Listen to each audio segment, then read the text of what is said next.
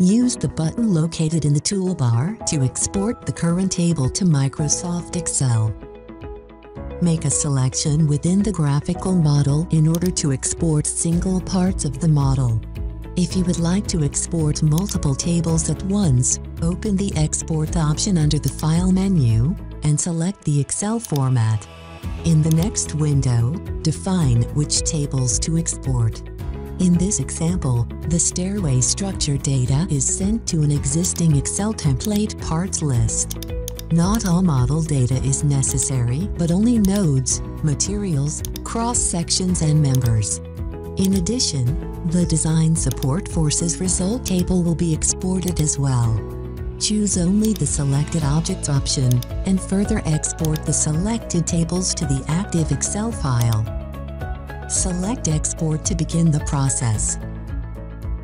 This workflow allows you to save and modify all of your Dlubal model information in external applications.